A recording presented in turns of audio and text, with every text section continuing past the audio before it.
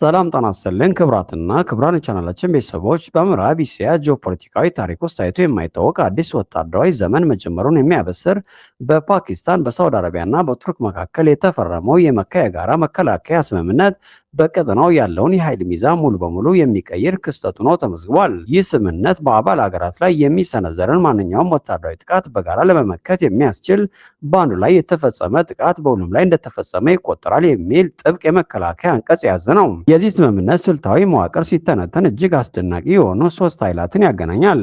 የመጀመሪያው የፓኪስታን የኒውክሌር ኃይልና እጅግ ግዙፍ የሆነ የተዋጊ ጦር አቅም ሲሆን ይህም ለአሊያንሱ አስተማማኝ ስትራቴጂክ ጥበቃ ጋሻ ይሰጣል ተብሏል። ሁለተኛው የሳውዲ አረቢያ ወደር የለሽ የፋይናንስ ምንጭና የዓለምን ነዳጅ ገበያ የመቆጣጠር አቅም ሲሆን ይህም ለግዙፍ ወታደራዊ ዘመቻ የሚያስፈልገውን የኢኮኖሚ ድጋፍና ዋስትና ይሰጣል ተብሏል። ሶስተኛው ደግሞ የቱርክ የላቀ የጦር መሳሪያ ማምረቻ ኢንዱስትሪ፣ የድሮን ቴክኖሎጂና የኔቶ ደረጃ ያለው ዘመናዊ የተዋጊ ኃይል ነው። ይሁን እንጂ ጥምረት የተፈጠረው እጅግ ውስብስብ በሆነ የሀገር ውስጥ ቀውሶች መሃል ውስጥ መሆኑም ስምምነቱን የበለጠ ስስ ያደርገዋል። ፓኪስታን በአሁኑ ወቅት በአስቸጋሪ የኢኮኖሚ ቀውስ በከፍተኛ ዋጋ ግሽበትና ከዓለም አቀፍ የገንዘብ ድርጅት IMF በሚወስዱ ብድሮች ላይ በምትደገፍበት ወቅት ይህንን ስምምነት መፈረሟ ለሪያድ የምታደርገው ወታደራዊ ድጋፍ በኢኮኖሚ ምትክ የሚደረግ ስምምነት እንደሆነ ይገመታል። በሌላ በኩል ቱርክ የቱሪዝም ዘርፏና የኢኮኖሚ እድገቷን ለማስቀጠል ከባሕረ ሰላጤው ሀገራት ጋር የምታደርገው የንግድ ልውውጥ ለማሳደግ ትጥራለች። ይህንን የሶስትዮሽ ህብረት በድንበሩ አቅራቢያ የተመለከተችው ቴህራን ስምምነቱን እንደ መከላከያ ህብረት ሳይሆን የእሷን ቀጠናዊ ተጽዕኖ ለመግታት በአሜሪካና በምዕራባውያን አጋሮች የተቀነባበረ ስልታዊ ከበባ አድርጋ ወስደዋለች። በአሜሪካና በኢራን መካከል ያለው ፍጥጫ በአሁኑ ወቅት ወደ ቀጥተኛ ጦርነት ሊያመራ ወደሚችልበት እጅግ አደገኛ ምዕራፍ ላይ ተሸጋግሯል። ዋሽንግተን የኢራንን የኒውክሌር ማበልጸጊያ ጣቢያዎችንና የነዳጅ ማውጫዎችን ወሳኝ የኤሌክትሪክ መሰረተ ልማቶችን ኢላማ ያደረገ ጥቃት ልሰነዝር እንደምትችል የሰጠቻቸው ፍንጮችን ተከትሎ ከቴህራን የተሰማው ምላሽ እጅግ ጠንከር ያለ ነበር። የኢራን ወታደራዊ አመራሮች ለዋሽንግተን በላኩት መልእክት ጦርነቱን መጀመር የእናንተ ምርጫ ሊሆን ይችላል፣ ነገር ግን እንዴትና መቼ እንደሚጠናቀቅ የሚወሰነው የኢራን ጦር ኃይል ይሆናል በማለት አስጠንቀዋል። ይህ ማስጠንቀቂያ እንዲሁ ተራ የፖለቲካዊ መፈክር ሳይሆን ኢራን ላለፉት አስርት ዓመታት ስትገነባው የቆየውን ያልተመጣጠነ የጦርነት ስልት ወይም አሲሜትሪክ ዋርፌር ተግባራዊ ለማድረግ ያላትን ዝግጁነት የሚያሳይ ነው። ኢራን በአሜሪካ ላይ ቀጥተኛ ወታደራዊ የበላይነት ባይኖራትም መላውን የመካከለኛው ምስራቅ ሊያምስ የሚችል የረጅም ርቀት ባለስቲክ ሚሳይሎች፣ እጅግ ዘመናዊ የሆኑ የባህር ሰርጓጅ መርከቦችና የድሮን ሰራዊት ባለቤት ነች። በተጨማሪም ቴህራን በዓለም ላይ ካለው የነዳጅ አቅርቦት ውስጥ ከ20 በመቶ በላይ የሚያልፍበትን ወሳኙን የሆርሙዝ ወሽመጥ ባህር የመዝጋት ሙሉ አቅም እንዳላት ይታወቃል። ይህ የባህር መስመር ከተዘጋ የዓለም የነዳጅ ዋጋ በአንድ ጀመር ሊገመት ወደማይችል ደረጃ እንደሚንርና ይህም የዓለምን ኢኮኖሚ ወደ ከፋ ቀውስ ሊከተው እንደሚችል ዲፕሎማቶች ስጋታቸውን እየገለጹ ይገኛሉ። የኢራን ወታደራዊ ስትራቴጂ ዋነኛ ጥንካሬ በቀጥታ ከራሱ ወታደሮች ይልቅ በመላው መካከለኛው ምስራቅ በዘረጋቻቸውና የመቋቋም ዘንግ ተብለው በሚጠሩ ተዘዋዋሪና ፕሮክሲ ኃይሎች ላይ የተመሰረተ ነው ብለዋል። ቴህራን ለሳውዲ አረቢያና ለተባባሪዎቹ ያስተላለፈችው ማስጠንቀቂያ ትኩረት የሚኖረው በእነዚህ ኃይሎች አቅም ልክ ነው። በየመን የሚገኙት የሁቲ ቡድን፣ በሊባኖስ ያለው ሂዝቡላ፣ በኢራቅ የሚገኘው የሺዓ ታጣቂዎችና በሶሪያ የሚንቀሳቀሱ ኃይሎች በሙሉ በቴህራን ቀጥተኛ የጦር መሳሪያና የድጋፍ የሚንቀሳቀሱ ናቸው። ኢራን ለሳውዲ አረቢያ፣ ለተባበሩት አረብ ኤሚሬትስና ለኳታር በይፋ እንደገለጸችው የእነዚህ ሀገራት የአየር ክልል ወይም ወታደራዊ ካምፖች ለአሜሪካ ተዋጊ ጀቶች ጥቅም ማመቻቸት ጥቅም ላይ ከዋሉ የኢራን ፕሮክሲዎች በአንድ ጊዜ ጥቃቱን ወደ ባሕረ ሰላጤው ከተሞች ያዞሩታል። ይህ ማለት በሳውዲ አረቢያ የሚገኘው ግዙፍ የአምራኮ የነዳጅ ማጣሪያ ጣቢያዎች በሁቲ ኃይሎች ዳግም ጥቃት ሊሰነዘርባቸው ይችላል።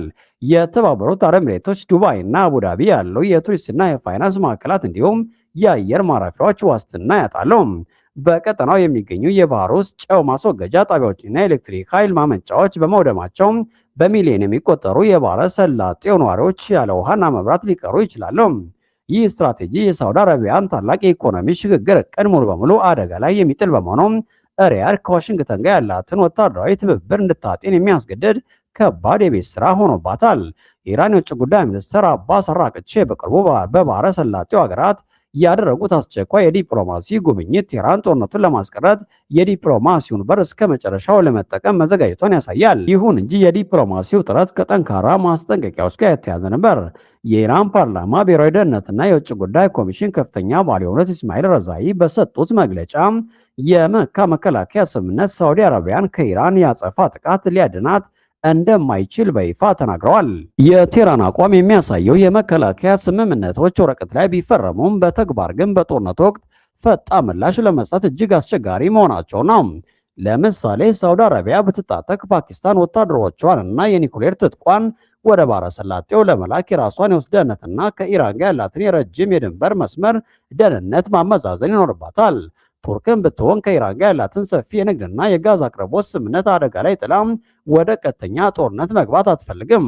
በመሆኑም የኢራን ዲፕሎማቶች ከተጋላጭ ጎረቤቶቻቸው ጋር ሰላም መፍጠር ከሩቅ ካሉ ኃይላት ጋር የመከላከያ ስምምነት ከመፈረም የበለጠ ዋስትና ይሰጣል የሚለውን መልእክት ለባህረ ሰላጤው መሪዎች ለማስረጽ እየሞከሩ ይገኛሉ።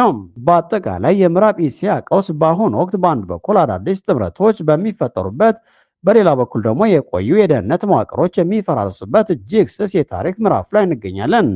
የመካ የጋራ መከላከያ ስምምነት መፈረምና በአሜሪካ ኢራን መካከል ያለው ፍጥጫ መባባስ መላውን ቀጠና ወደማይወጣበት የጦርነት አዙሪት ውስጥ ሊከተው ይችላል። በአሁኑ ወቅት በአንዱ ወገን የሚፈጠር አነስተኛ ስልታዊ ወይም ወታደራዊ ስህተት ተከታታይ የሆኑ የጦርነት ስምምነቶችንና የአጸፋ ጥቃቶችን በመቀነስ ዓለም አቀፍ ቀውስ ሊፈጥር ይችላል። ለፓኪስታን፣ ለሳውዲ አረቢያና ለቱርክ የተደቀነው ዋነኛው ፈተና የፈረሙትን ስምምነት እንደ ጠንካራ መከላከያ በመጠቀም ጦርነትን ማምለጥ እንጂ የስምምነቱ ሰለባ በመሆን ወደ ቀጥተኛ ውድመት አለመግባት ነው።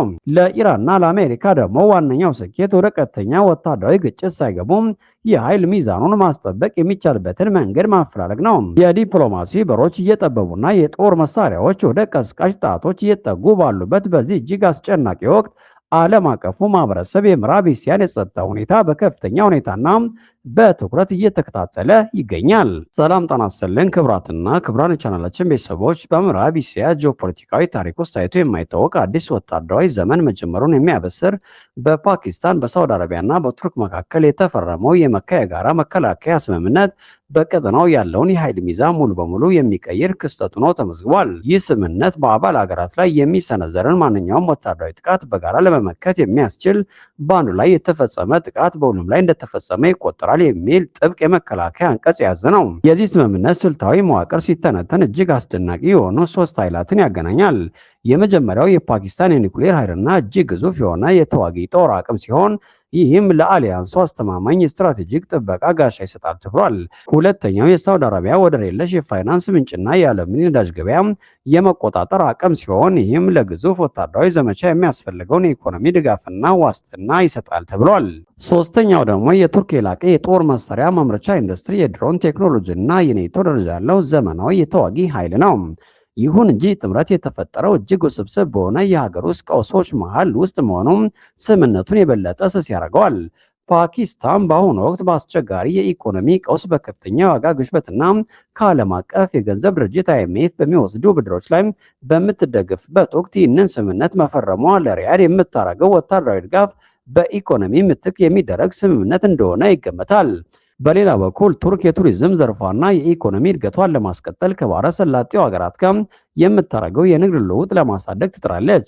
ይህንን የሶስትዮሽ ህብረት በድንበሩ አቅራቢያ የተመለከተችው ቴህራን ስምምነቱን እንደ መከላከያ ህብረት ሳይሆን የእሷን ቀጠናዊ ተጽዕኖ ለመግታት በአሜሪካና በምዕራባውያን አጋሮች የተቀነባበረ ስልታዊ ከበባ አድርጋ ወስደዋለች።